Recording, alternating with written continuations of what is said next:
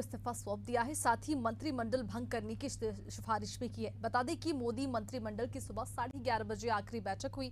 इसमें सरकार ने तीसरी बार जीत को लेकर धन्यवाद प्रस्ताव पारित किया। बैठक में 17वीं लोकसभा भंग करने की सिफारिश की गई, जिसके बाद मोदी राष्ट्रपति भवन गए और अपना इस्तीफा सौंप दिया। जानकारी के अनुसार मोदी 8 जून को तीसरी बार प्रधानमंत्री पद की शपथ ले सकते हैं। बता दें कि आज शाम 4 बजे एनडीए के घटक दलों की बैठक भी होगी। इसमें बिहार के सीएम नीतीश कुमार और टीडीपी चीफ चंद्रबाबू नायडू मौजूद रहेंगे। पीएम मोदी ने दोनों को कल फोन पर बैठक में शामिल होने के लिए कहा था।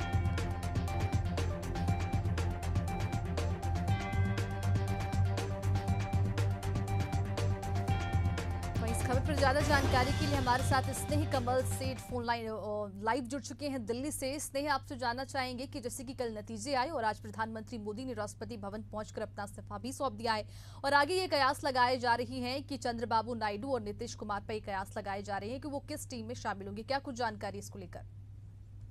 जी, जिस तरह से प्रधानमंत्री नरेंद्र मोदी की बात कर कुछ देर पहले प्रधानमंत्री नरेंद्र मोदी अपनी कैबिनेट की बैठक में एक निर्णय करते हैं कि वो अपनी सरकार का इस्तीफा राष्ट्रपति द्रौपदी मुर्मू को सौंपेंगे। उसके बाद प्रधानमंत्री नरेंद्र मोदी जो प्रधानमंत्री राष्ट्रपति भवन पहुंचते हैं, वहां पर राष्ट्रपति को अपना इस्तीफा सौंपते हैं। राष्ट्रपति ने उनसे अगली सरकार बनने तक के लिए कार्यकारी प्रधानमंत्री के रूप में काम करने का निर्णय किया, आदेश दिया। जैसा कि हम सभी जानते हैं कि सरकार का कार्यकाल 16 जून तक है और 16 जून से पहले नई सरकार का गठन होना है। जिस क्रम में आज प्रधानमंत्री ने अपना इस्तीफा राष्ट्रपति को सौंपा है और अगली सरकार का दावा संभावना है कि आज जब एनडीए की बैठक होगी देर शाम प्रधानमंत्री के आवास पर, उसके बाद जो निर्णय होगा उसके बाद खुद प्रधानमंत्री जाएंगे अपनी सरकार गठन का दावा पेश करेंगे। जहां तक एनडीए के घटक दलों की आज बैठक की सवाल है, तो एनडीए घटक दलों के तमाम जो नेता है दिल्ली पहुंचने शुरू हो गए। उसी क्रम में बिहार के मुख्यमंत्री नीतीश कुमार दिल्ली पहुंच चुके हैं और चंद्रबाबू नायडू भी जो है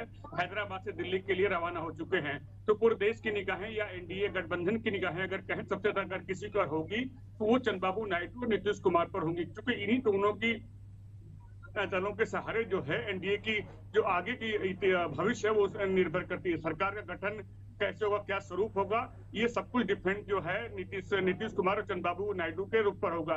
क्योंकि चंद्रबाबू नायडू की बात करें, सूत्रों के हवाले से ये खबर मिली है कि चंद्रबाबू नायडू ने पहले से ही अपनी 2 शर्तें जो है घटक दलों को बता दी, यानी भाजपा को बता दी। चंद्रबाबू नायडू की ये पहली मांग ये है कि उन्हें लोकसभा में स्पीकर यानी लोकसभा अध्यक्ष पद चाहिए और हर 3 सांसदों पर 1 मंत्री, यानी कुल मिलाकर वो 5 मंत्री पद और 1 जो है लोकसभा स्पीकर का पद मांग रहे हैं।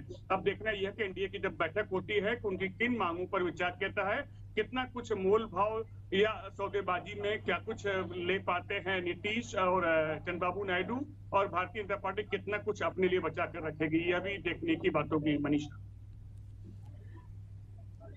जी, इसने आपसे जानना चाहेंगे कि चंद्रबाबू नायडू लगातार उन पर ये सवाल किया जा रहा था कि वो इंडिया गठबंधन में शामिल हो जाएंगे, लेकिन उनके बयान से ये साफ हो चुका है कि वो एनडीए में ही रहेंगे। आप इस पर क्या कहना है आपका? जी, चंद्रबाबू नायडू ने कल ही जो प्रेस वार्ता के बाद कहा था, मैं इंडिया गठबंधन नहीं, मैं एनडीए का हिस्सा हूँ, एनडीए के बैठक में दिल्ली जा रहा हूँ। लेकिन जिस तरह से चंद्रबाबू नायडू के जो सूत्रों से हवाले जो खबर मिली है कि जो उन्होंने शर्तें रखी है, उन्हें हर 3 सांसद पर 1 मंत्री पद, यानी कुल मिलाकर उनके 16 सांसद है तो उनके 5 मंत्री पद और 1 लोकसभा के स्पीकर चाहिए। अब देखना यह है कि भारतीय जनता पार्टी उनकी किन किन मांगों पर विचार करती है, कितनी मांगे मानती है। अगर उनकी ये शर्तें मानी जाती है या उनके बीच भाजपा और चंद्रबाबू नायडू के बीच कोई समझौता होता है तो हम समझ सकते हैं कि वो एनडीए का पार्ट बनेंगे, वरना उनके लिए इंडिया गठबंधन के भी दरवाजे खोले हैं। मनीषा जी, इसने तमाम जानकारियों के लिए बहुत शुक्रिया आपका।